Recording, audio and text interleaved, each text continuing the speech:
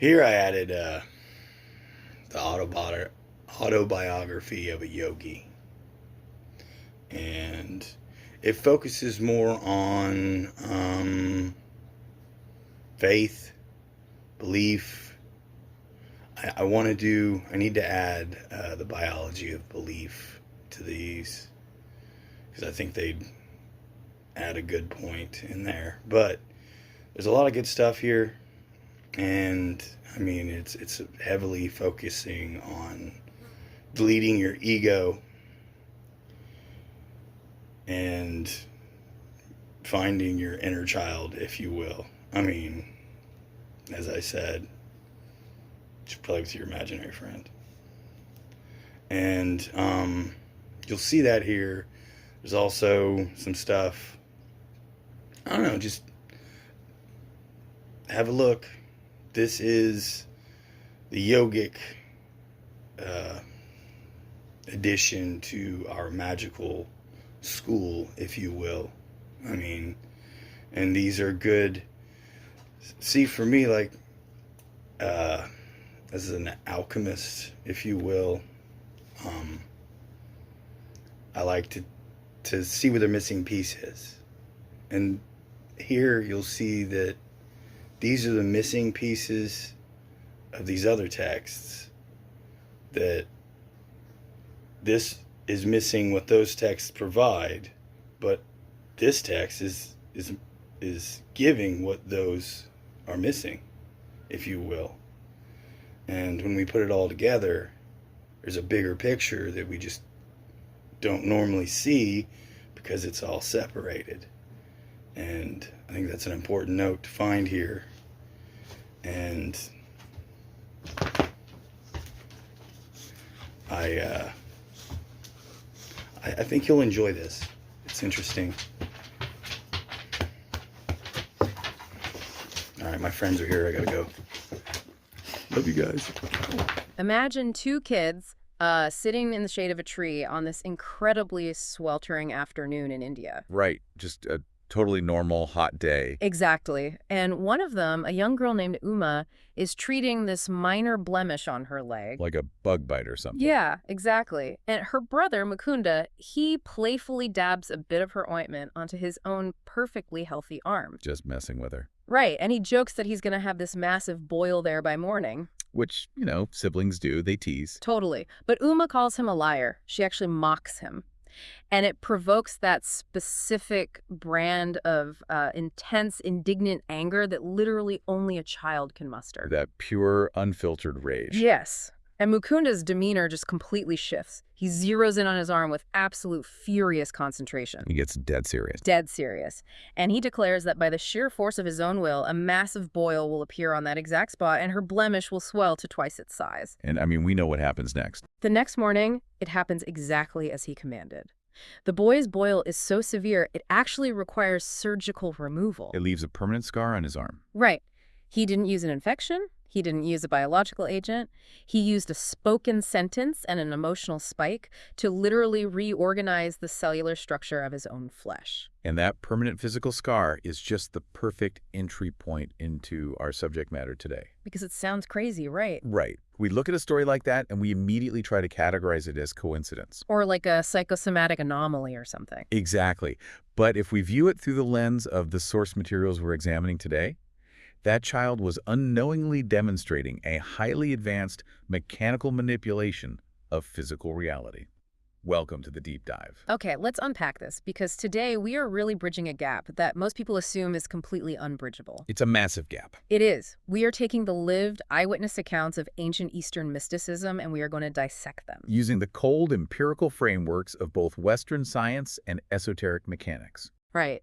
And the foundational text giving us these eyewitness accounts is this sprawling 15-hour audiobook transcript of Autobiography of a Yogi by Paramhansa Yogananda. Who was that little boy, Mukunda? He grew up to become one of the most significant spiritual figures of the 20th century. But, to prevent this from just being a campfire retelling of miracle stories, we're doing something extra. Yeah, we are overlaying Yogananda's experiences with a really rigorous theoretical framework. Right, the one found in Franz Barden's Initiation into Hermetics. Which is crucial. Because Yogananda shows us what human beings are capable of, from materializing objects to altering mass. Defying gravity, all that stuff. Exactly. And Barton's Hermetics gives us the blueprint for how it actually works behind the scenes. We aren't just looking at the table of contents of mystical philosophy here. We're on a mission to extract the literal physics of the miraculous. We want to know the mechanics behind it all. Right, what happened and why it matters for your own understanding of reality. But to really grasp this, we have to start at the foundation. You don't just wake up one day and start overriding thermodynamics. Exactly. It requires a specific environment. And Yogananda's childhood was effectively an incubator for this kind of stuff. His family dynamic was a really perfect dualistic environment. He was born into the Khatriya caste in Bengal. And his parents were interesting, right? Because they were highly practical. Very much so. His father was a mathematician and a railway executive. But at the same time, they were deeply, rigorously spiritual. They were practitioners of Kriya Yoga, and I think we need to clarify that. Yeah, because we hear the word yoga today, and modern minds immediately picture stretching on a mat in a gym. Right, wearing expensive athletic gear. Exactly. But Kriya Yoga in this context is vastly different. In the sources, it's described as a psychophysiological method of accelerating human evolution. Accelerating evolution, that's a huge claim. It is. It's a specific technique of directing life energy, or prana, up and down the spinal column. Because the spine is the central axis of consciousness in this theory, right? Right. The theory posits that by consciously revolving life force around it, the practitioner can fundamentally alter their neurological and spiritual makeup. And his parents didn't just casually practice this on weekends. They were direct disciples of Lahiri Mahasaya. A master who possessed what we would definitely call reality-bending capabilities. The story of how his parents became disciples actually sets the tone for Yogananda's entire life. It's an incredible story. It is. So the father's boss asks for a leave of absence to visit this guru, Lahiri Mahasaya, in the mountains. And the father, being this pragmatic mathematician, is skeptical. Super skeptical. He tells his employee to stop chasing mystics and focus on his railway work. But then, just days later, the father is walking near a completely open, empty field. And Lahiri Mahasaya literally materializes out of thin air, standing right in front of him. And he didn't just appear as, like, a blurry mirage. No. He spoke to the father, he told him he's being too harsh on his employee, and then he just dissolved back into the atmosphere. Which is just staggering to think about. My mind immediately goes to the mechanics of that. From a Hermetic perspective, based on Barton's framework, how do you even explain that? How a human being drops into a field, like a rendering glitch in a video game. Yeah, exactly like a video game glitch. How does that work? Well, according to initiation into Hermetics, a human being is not merely a physical body. Okay. It's a consciousness operating across three distinct planes: the mental, the astral, and the physical. So the physical body is just the densest part. Exactly, the densest expression of the self. Yeah. What a master like Lahiri Mahasaya is doing is withdrawing his consciousness from the physical form. And operating in the astral body. Right. Which isn't bound by physical space or time. He travels to the field in that subtle state and then draws upon the surrounding environmental elements. To basically build a temporary body. Yes. He temporarily condenses his astral form until it becomes visible and audible on the physical plane. So he's essentially gathering ambient matter, forcing it into the mold of his astral blueprint, interacting with the father, and then just releasing that matter back into the environment. Precisely. It is a mastery of what Hermetics calls the electromagnetic fluid. Which is what? It's the fundamental forces of attraction and repulsion that hold physical matter together. Wow. And when the father witnessed this, it just completely bypassed all his mathematical skepticism. Oh, absolutely. He and his wife were initiated immediately. Which meant Yogananda grew up in a household where the impossible was just accepted as a daily fact. But the parents approached this reality very differently, which brings up an amazing tension in his childhood. Right, because his mother was pure, unchecked emotion. She operated entirely on the logic of the heart. The sources describe her giving away more than his father's entire monthly salary in just 2 weeks. Just to feed the poor. And the father, naturally, is focused on budgets and keeping order. But there is a specific argument they have that completely highlights the power of emotional intention.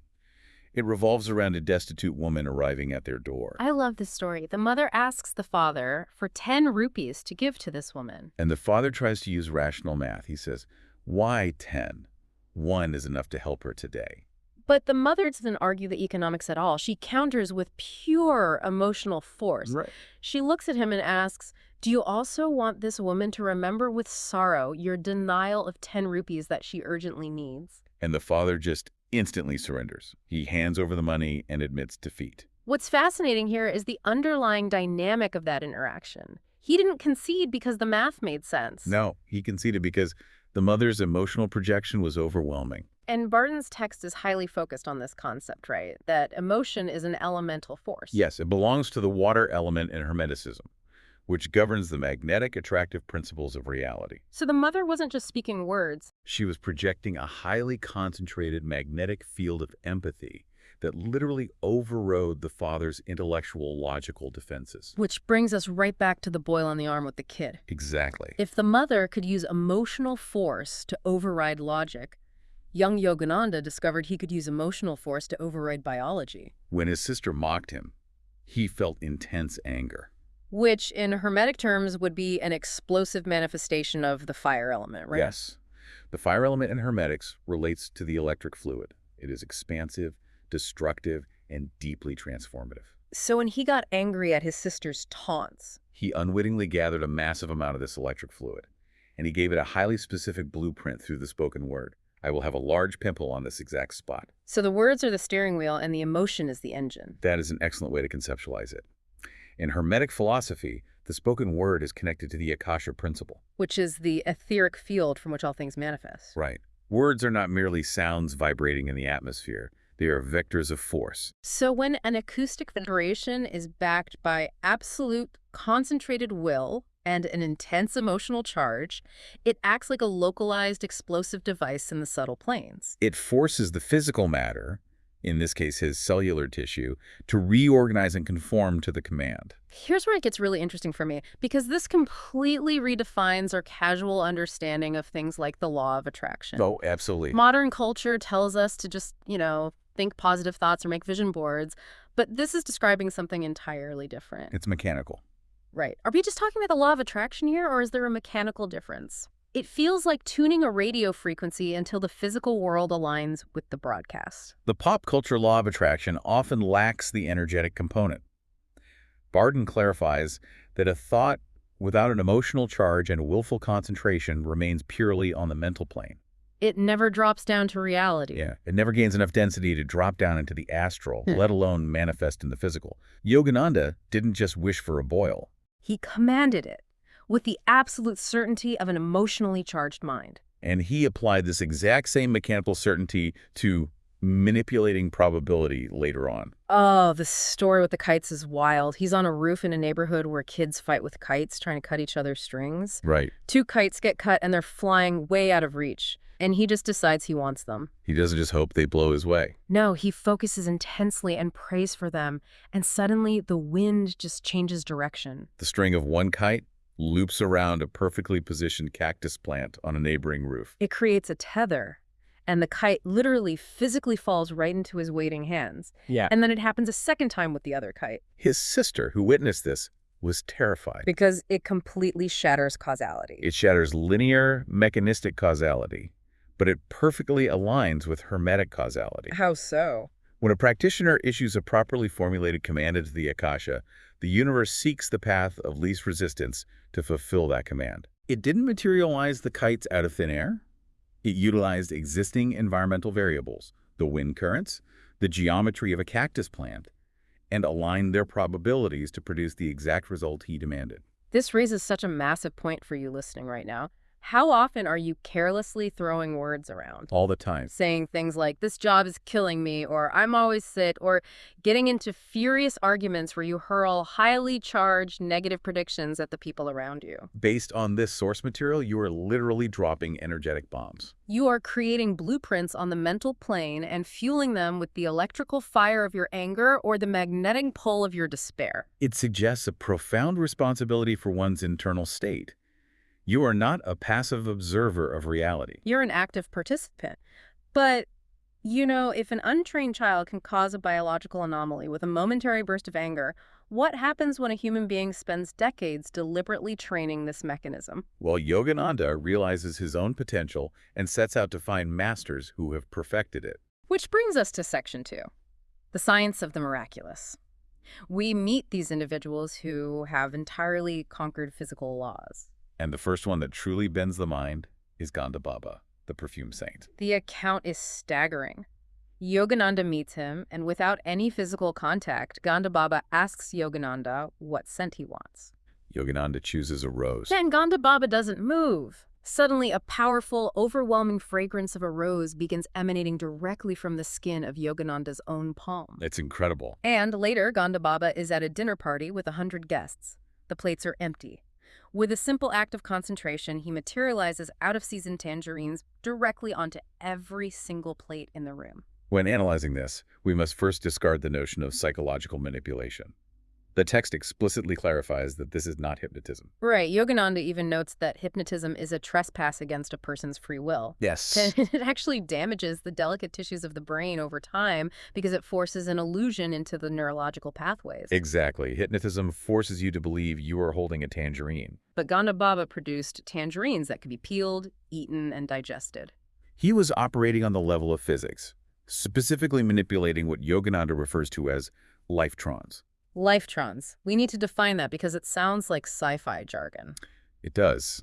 In the cosmological framework presented in these sources, lifetrons are the subtle life energies that exist at a level far finer than atomic or subatomic particles. So smaller than protons or electrons? Right. Before you have a proton or an electron, you have the lifetronic blueprint that dictates how those particles will vibrate and organize. Okay, so in Barton's Hermetics, this corresponds to the mastery of the vital force within the subtle element. Precisely. So Ganda Baba isn't carrying around hidden fruit. He is isolating the exact lifetronic blueprint of a tangerine in his mind, the mental plane. Yes. He holds the perfect, flawless concept of the fruit.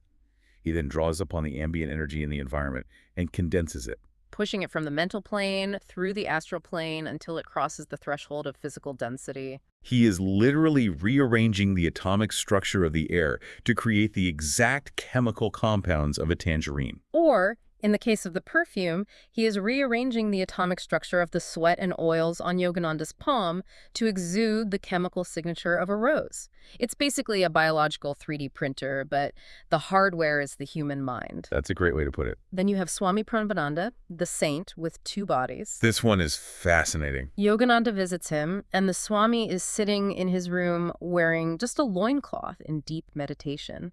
Yogananda is looking for a specific man. And the Swami, without opening his eyes, says, "The man you are looking for will arrive here in 30 minutes. And the arrival of that man is the crucial data point here. It is. Because the man bursts into the room, totally out of breath. He explains that he was down by the Ganges River miles away. Right. And he says Swami Pranabananda walked right up to him, fully dressed in standard robes, wearing wooden sandals that clacked on the ground, and told him to hurry up to the room. Meanwhile, Yogananda has been staring at the Swami, sitting half naked in the room the entire time. How does the brain even process 2 entirely different sensory inputs at the same time? One body is sitting quietly in a room, the other is walking by a river, wearing clothes that don't even physically exist in the room. This phenomenon, bilocation, is deeply analyzed in esoteric science. It is an advanced application of what we discussed earlier with Lahiri Mahasaya. But Swami Pranabananda maintained dual conscious control. Exactly. Barton's text explains that the true seat of consciousness is the mental body, which is not bound by the limitations of the physical brain. Okay. A master of this caliber can split their mental awareness. They can leave a portion of their vital energy animating the primary physical body while projecting the astral body to another location. And condensing it with enough electromagnetic fluid to become solid and opaque? Yes. The clothes and the wooden sandals were materialized constructs, temporary elemental shells created just to interact with the man at the river. That is just wild. But not all of these masters started out peacefully meditating.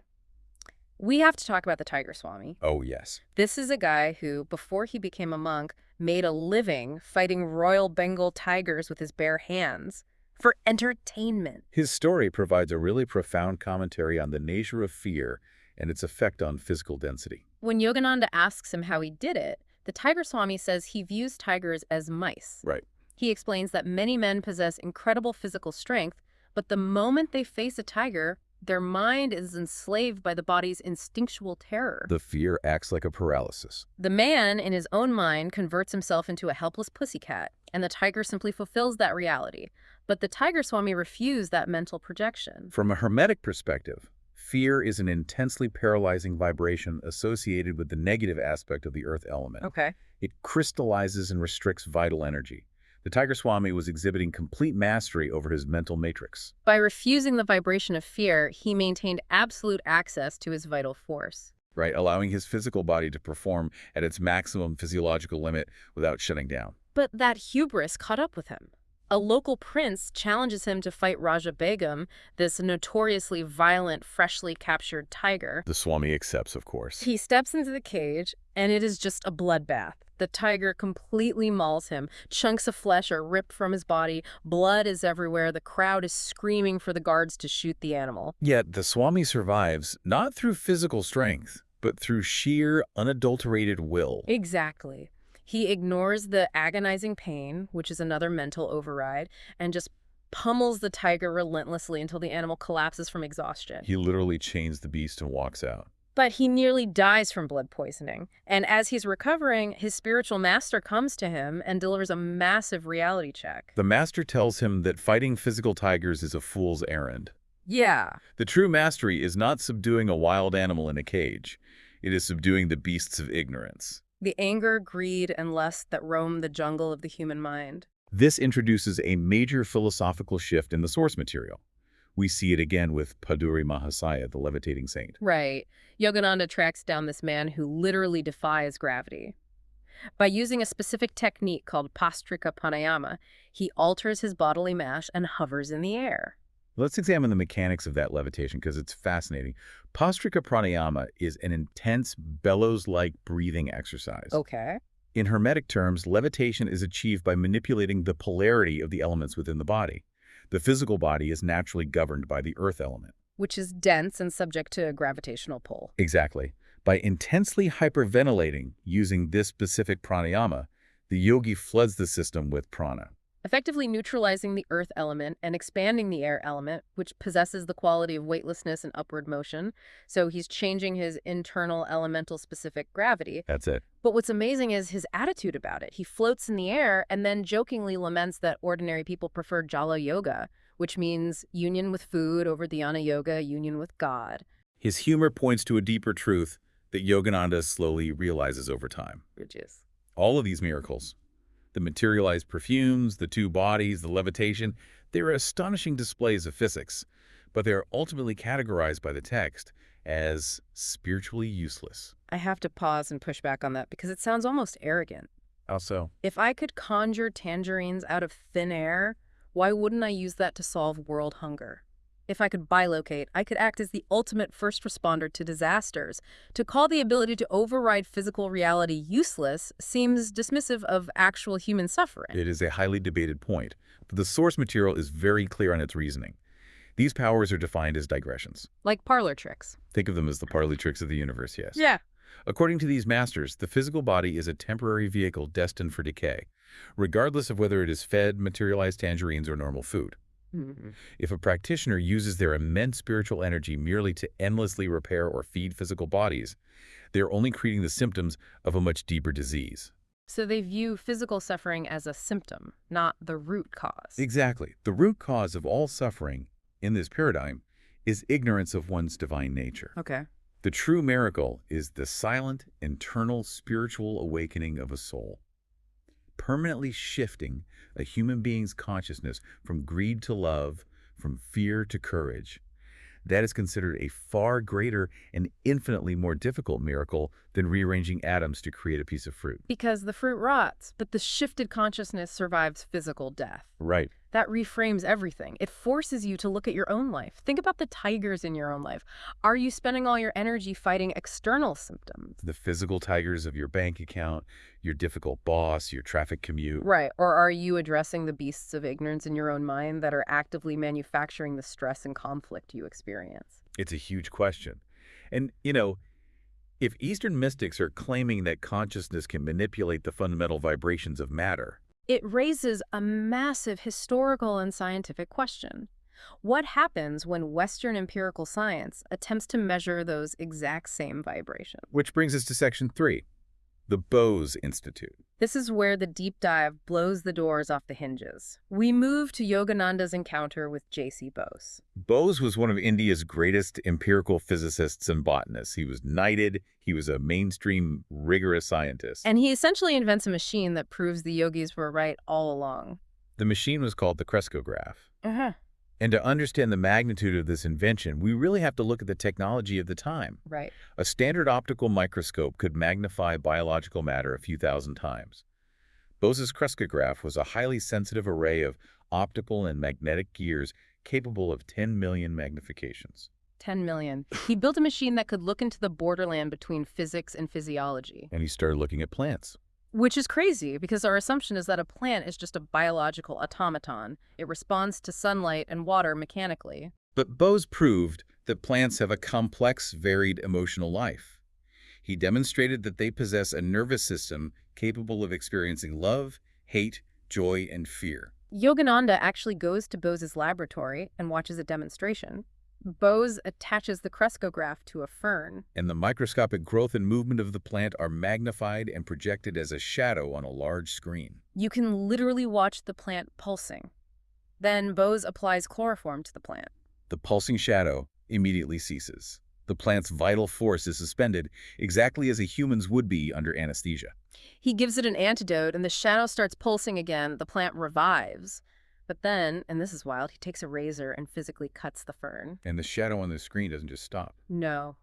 It shakes violently. It convulses in a massive spasmodic rhythm of actual pain, and then finally flatlines with the finality of death. It provided empirical visual evidence of a life force reacting to trauma. But Bose didn't stop at organic plant life. This is where his work created a true paradigm shift that aligns perfectly with Hermetic philosophy. He turned the crescograph on inorganic matter, on metals. This is the part that still sounds like science fiction today. He demonstrated that metals experience fatigue.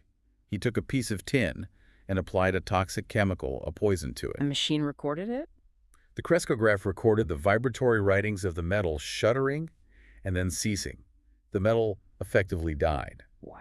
He proved that ordinary tools like scissors or machinery require periodic rest periods to recover their vital impulse.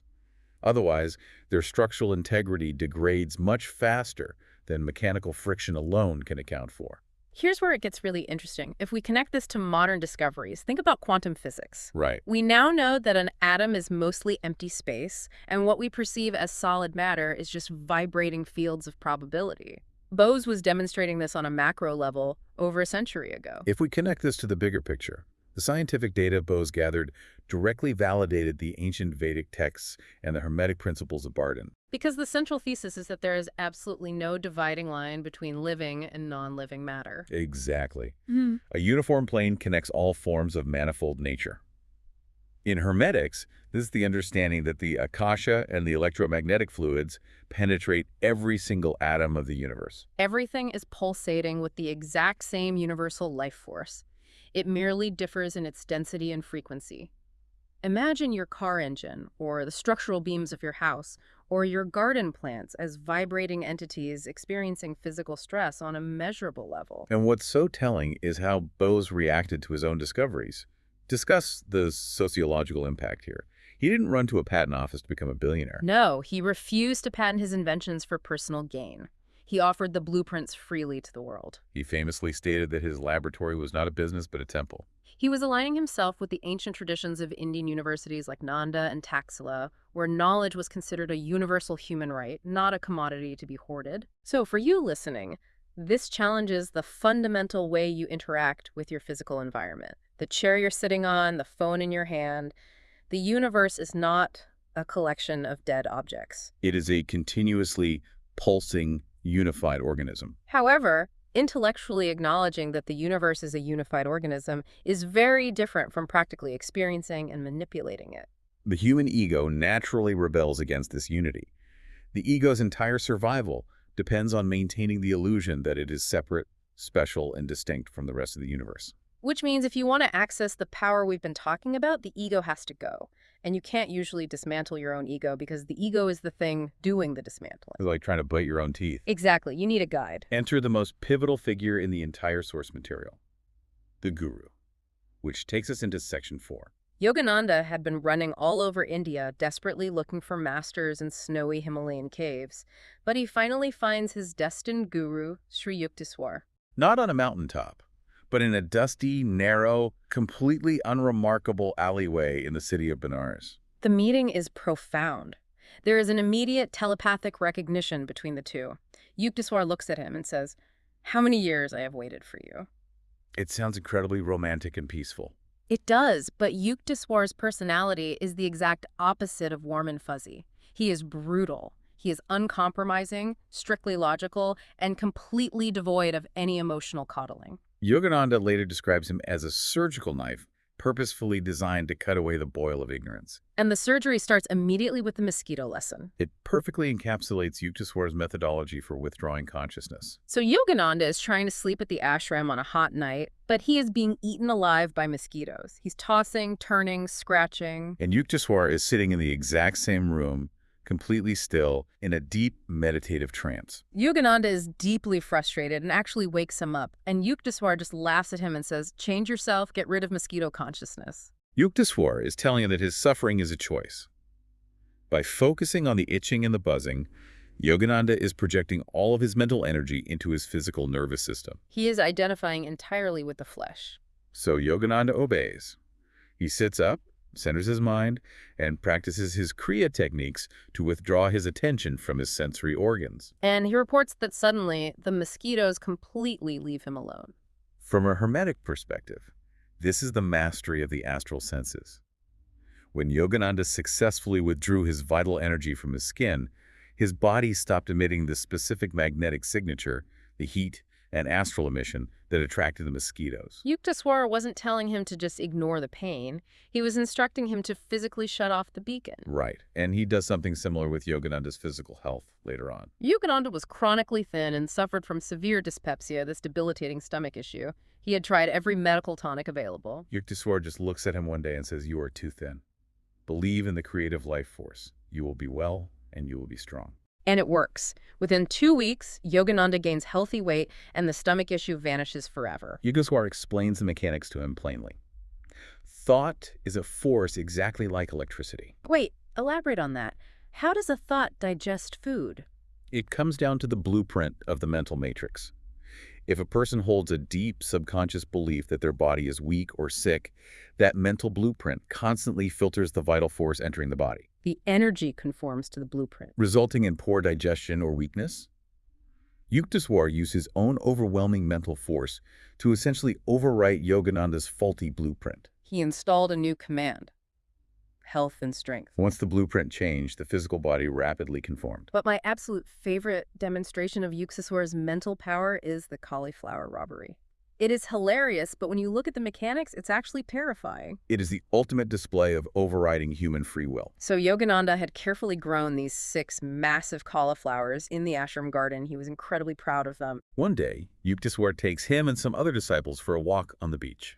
Suddenly, out of nowhere, Yukteswar stops and asks Yogananda, "Did you lock the back door of the ashram?"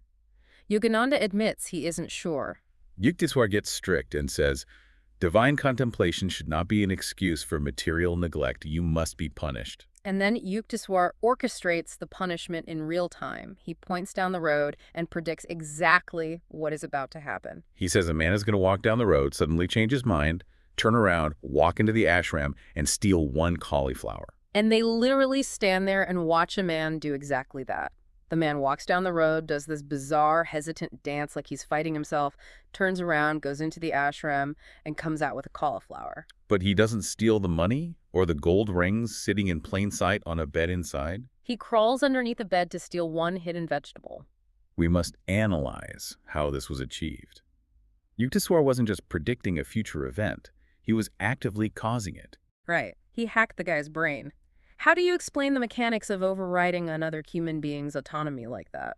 In Hermetic science, every human possesses a mental body. For the average person moving through their day on autopilot, this mental body is quite passive and receptive to environmental suggestions. Which is why advertising works. Exactly. A master like Yukteswar has a mental body vibrating at a massively higher frequency and density. Yukteswar acted as a hyper-focused radio transmitter, He tuned his frequency to the specific mental matrix of that passing thief. and he forcibly inserted a command directly into the man's subconscious. You crave a cauliflower. Go to this exact location and take it. So the man thought it was his own idea. He felt a sudden, overwhelming urge for a vegetable and acted on it, completely unaware that he was being puppeted by a yogi on the beach. Because the man's ego and mental filter were unrefined, they couldn't distinguish between an internally generated desire and an externally implanted command. Yukteswar hijacked the man's motor functions purely to teach Yogananda a lesson about balancing spiritual focus with practical earthly duties. Analyze the guru-disciple dynamic here. It is designed to shatter the ego. To Western sensibilities, this level of control and harshness feels deeply uncomfortable. So what does this all mean? It reminds me of an elite athletic coach. How so? Well, a normal personal trainer flatters you, tells you good job when you do 10 push-ups because they want to keep you as a paying client. But an elite coach will break you down, tell you your form is garbage, and push you until you vomit. Not out of malice, but because they know your ego is the only thing standing between you and your absolute maximum potential. Exactly. The source texts argue that true spiritual teachers do not flatter. Flattery massages the ego, effectively putting the student back to sleep in the illusion of their own self-importance. A true guru's job is to completely dismantle your subjective reality filters so the divine can enter. Yukteswar's harshness was an act of profound, purifying love. He demanded absolute surrender because without it, the ego cannot be bypassed. So for anyone listening, how do you react to criticism? Do you seek out mentors who flatter you, massaging the ego? Or mentors who tell you the harsh truth, purifying the ego? Because the text makes a staggering promise. Once the ego is purified and the mind is mastered, you don't just overcome earthly difficulties, you gain the capacity to override cosmic destiny itself. Which launches us into Section 5, Hacking the Matrix, Overcoming Astrology and Karma. Now, if you bring up astrology in modern scientific circles, you will get laughed out of the room. It's seen as pseudoscience for people reading horoscopes in the back of a magazine. But Yukteswar gives this astonishingly scientific, physics-based explanation of how it actually works. Right. He is very careful to clarify that popular astrology is widely misunderstood by charlatans.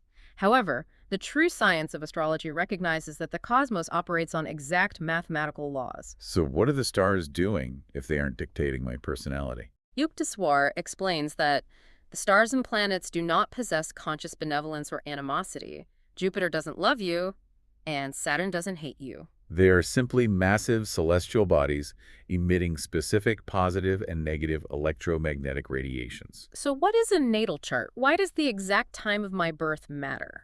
According to this esoteric framework, a horoscope is not a random drawing.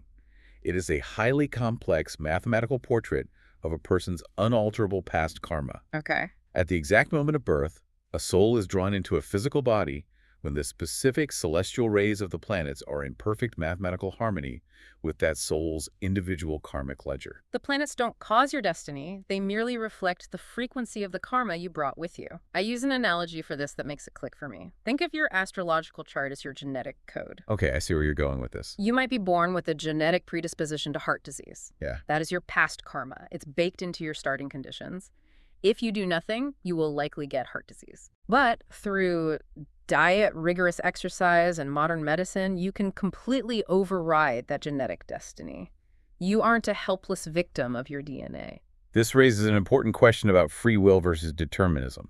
That is an excellent analogy, and Yukteswar says the exact same thing about the stars. Humans are souls, not bodies. The soul is birthless, deathless, and entirely free from planetary pressure.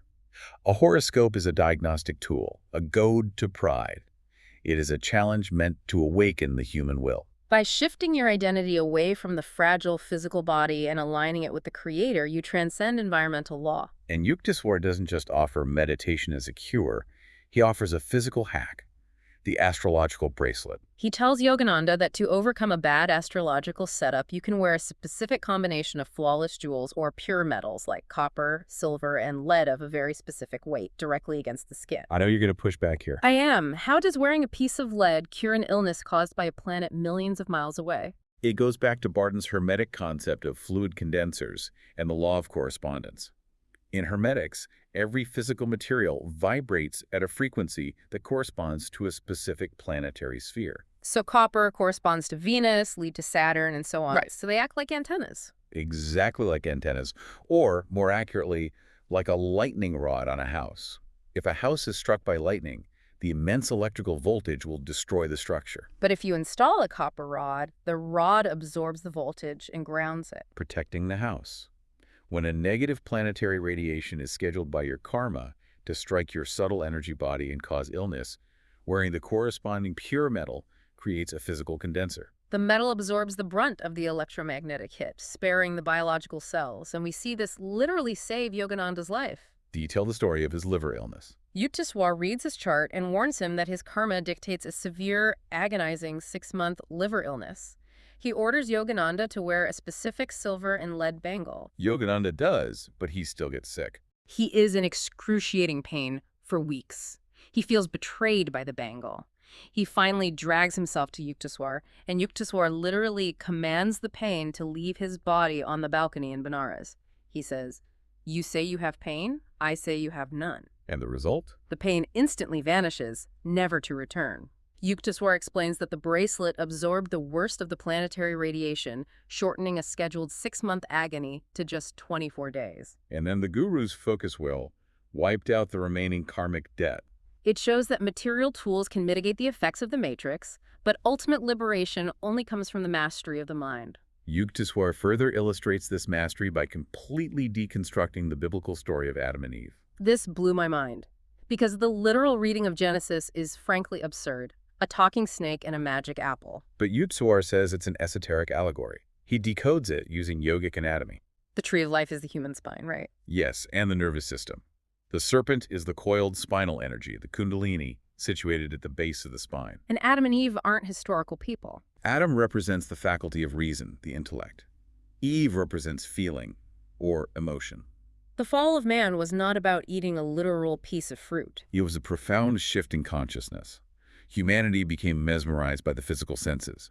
They allowed their energy to flow outward into physical generation and materialism, rather than keeping the energy drawn upward in a state of immaculate creation. They got trapped in physical generation. This completely upends how we view our limitations. How sick. If the fall was just a shift in consciousness, then returning to Eden is just shifting it back. Are you using your past or your circumstances as an excuse? Right, looking at your background and saying, well, I guess this is just my fate. This section challenges you to realize that whatever limitation you have created, you have the exact proportional power to uncreate it. However, we must address the danger inherent in this realization. What happens when the spiritual technology is misused? We look at a cautionary tale before we reach the ultimate peak of human consciousness. Section 6, the dark side of occult powers. The cautionary tale of Afzal Khan. He was a Mohammedan wonder worker who essentially found the cheat codes to reality but used them for greed. In his youth, Afzal Khan was taught a specific esoteric technique by a Hindu yogi. This technique granted him control over a disembodied spirit from the astral plane. Afzal named this entity Hazrat, and he used Hazrat as the ultimate invisible thief. He would go into a high-end jewelry store, look at a heavy gold watch in a display case, and secretly command Hazrat to take it. The watch would just vanish into thin air and later appear in Afzal's pocket. He would manifest train tickets out of thin air when the conductor arrived. The most dramatic display was a massive banquet he threw. He sat his friends down and commanded Hazrat. Instantly, elaborate, piping hot meals appeared on massive, solid gold plates right out of thin air. But we have to look closely at the mechanics of this manifestation because it differs from what Ganda Baba did with the tangerines. It differs fundamentally. Analyze the nature of the astral plane here. Ganda Baba created from the mental plane, reorganizing the lifestrons into a stable physical matrix. Afzal Khan was using a lower astral entity. In Hermetics, entities like Hazrat are often elementals, artificial spirits, or lower astral shells. They do not possess a true divine spirit. Therefore, anything they materialize suffers from structural evanescence. Meaning it doesn't last. The gold plates vanished with a crash. The watches vanished from the wrists of the buyers. It was temporary illusory creation. But Afzal's ego is massively inflated. He thinks he's untouchable. Until one day, he's walking down a dirt road and sees a frail, limping old man carrying a solid gold ball. Afzal's greed kicks in. He uses Hazrat to instantly steal the ball. The old man stops, cries out, "My gold is gone," and then a terrifying transformation happens. The frail old man suddenly straightens up. He stops limping. It was his original Hindu guru, disguised. The guru looks at him and basically says, "You use your powers to prey upon humanity like a common thief." And with a single word of command, the guru completely strips Afzal of all his occult gifts. Hazrat is permanently banished. Leaving him weeping on the road, totally broken. The guru leaves him only the basic ability to conjure simple food and clothing, solely so he can retreat to the mountains to seek God's forgiveness in isolation. This highlights a core tenet of the source material. Hmm? Occult powers are real, but they are a massive, alluring trap for the ego. They inflate the ego instead of destroying it.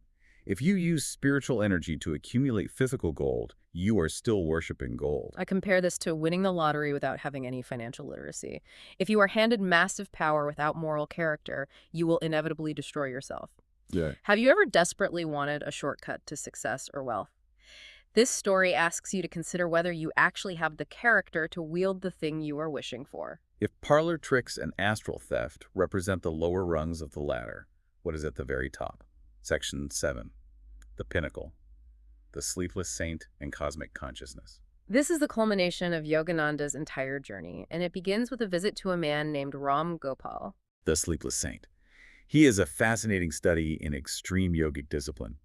He had meditated in an isolated cave for 20 hours a day for 45 years. Despite this, Ram Gopal humbly states he is unsure if he has pleased God. Proving that God is eternal, unexpected newness, and cannot be fully grasped even in decades. That humbling perspective sets the stage for the climax of the source text.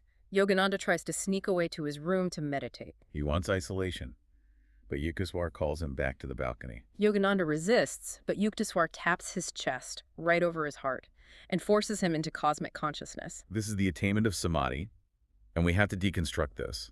Samadhi is frequently misunderstood in the West as a trance or a state of unconsciousness. Right, mental chloroform. But it is the exact opposite. It is the absolute expansion of the conscious realm to the very edge of eternity. The description Yogananda gives is breathtaking. His breath completely stops. His physical identity expands beyond his body. He suddenly possesses 360-degree spherical vision. He can see the white cow walking behind the wall entirely out of physical sight. And then the vision expands macrocosmically. The entire cosmos begins to glow like a city at night. He sees planets, stars, and entire galaxies forming and dissolving in a sea of bliss. He hears the cosmic drum, the primordial vibration of Asium. But the most profound lesson is what happens immediately after this cosmic revelation. Yogananda comes back to his physical body. He is reeling, vibrating from experiencing the infinite universe. And what does Sri Yuktaswar do? He hands him a broom and tells him to sweep the balcony floor. It is the perfect grounding mechanism. It highlights the ultimate goal of true hermetic and yogic mastery. True enlightenment is not about escaping the world into a cave. It is the capacity to hold the infinity of the cosmos in your mind while conscientiously performing the most mundane earthly duties. It's like zooming all the way out on Google Earth until you see the entire globe hanging in space, but then remembering you still have to zoom all the way back in and mow the lawn at your specific street address. It's the ultimate balancing act between the macrocosm and the microcosm. You don't need a Himalayan cave. Your cave is the small room where you can close the door and sit with yourself. Can you find the infinite in your daily routine? We have covered an immense amount of ground today. We really have. We summarize this immense journey from a boy manipulating the physical world with words to scientific proof of universal consciousness with bows. To a guru's surgical discipline with a cauliflower robbery. And finally, the breathtaking view of cosmic consciousness. The unifying thread through all of this is that thought is a literal physical force. Exactly like electricity or gravity. Which leaves us with a final vital thought to consider. What's that? Whether you realize it or not, you are operating as a human radio station every single second of the day. Based on the thoughts you allow to dominate your mind, what reality are you unknowingly materializing into existence right now? That is a heavy, beautiful question to walk away with. Thank you for joining us on this deep dive. Stay curious, watch what you're broadcasting, and remember, the most profound universe left to explore isn't out there in the stars. It's the one sitting quietly inside your own head.